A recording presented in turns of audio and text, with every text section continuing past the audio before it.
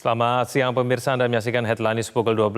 Sidang lanjutan kasus korupsi pembangunan menara BTS 4G memasuki tahap pembacaan pledoi. Dalam sidang hari ini ketiga terdakwa serta kuasa hukum akan membacakan pembelaannya. Informasi selengkapnya akan disampaikan Valeri Budianto langsung dari Pengadilan Tipikor Jakarta. Valeri, siapa saja terdakwa yang membacakan pledoinya pada saat ini? Ya, Egan, terdakwa yang sedang membacakan pleidoinya saat ini adalah terdakwa Anang Laktif yang merupakan mantan Direktur Utama Bakti Kominfo. Anang baru saja selesai membacakan pleidoi pribadinya dan saat ini dilanjutkan dengan pembacaan pleidoi dari kuasa hukum Anang. Kami mencatat setidaknya ada 8 poin utama yang ingin disampaikan Anang dalam pleidoi pribadinya berjumlah 9 halaman yang berjudul Perjuangan Demi Pemerataan Akses Internet yang berakhir di penjara. Di awal pleidoinya di poin-poin pertama, Anang ini sempat menonjolkan bagaimana pencapaian dari Bakti di bawah kepemimpinannya selama ia menjabat sebagai Direktur Utama Bakti Kominfo.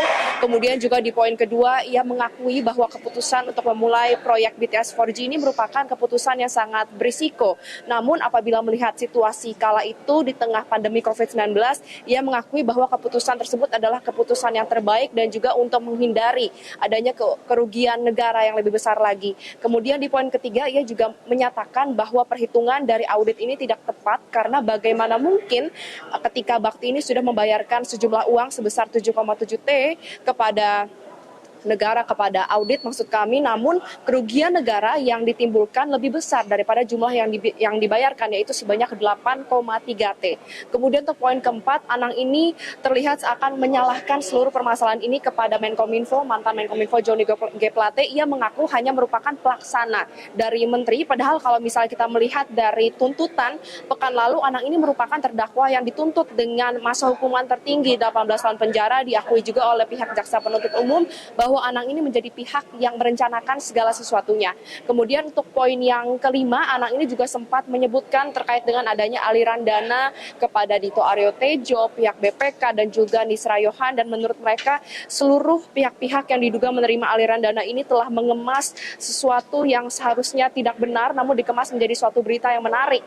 Kemudian juga Anang ini pada poin ke-6 sempat menyebutkan terkait dengan status justice collaborator yang diajukan oleh salah satu terdakwa yaitu Irwan Hermawan. Menurutnya mana mungkin seorang terdakwa Irwan Hermawan mengakui tidak menerima sepeser pun, padahal ia ini diduga telah mengambil uang dari hasil korupsi untuk kepentingan sendiri sebesar 243 miliar rupiah. Kemudian ia juga tadi sempat menangis, ia sempat mengutarakan bahwa saat ini ia merupakan seorang kepala keluarga dengan seorang istri dan juga 4 anak, dan saat ini anaknya masih belum mengetahui apa yang menimpa ayahnya, bagaimana cara untuk menggambarkan statusnya saat ini kepada keempat anaknya. Dan untuk di poin yang terakhir, poin yang ke-9, Anang ini mengaku dan juga meminta maaf bahwa dirinya benar telah kilaf mengambil uang untuk kepentingan sendiri senilai 5M untuk membeli rumah bagi pribadinya sendiri. Nah, untuk saat ini sedang berlangsung pembacaan pledoi dari kuasa hukum.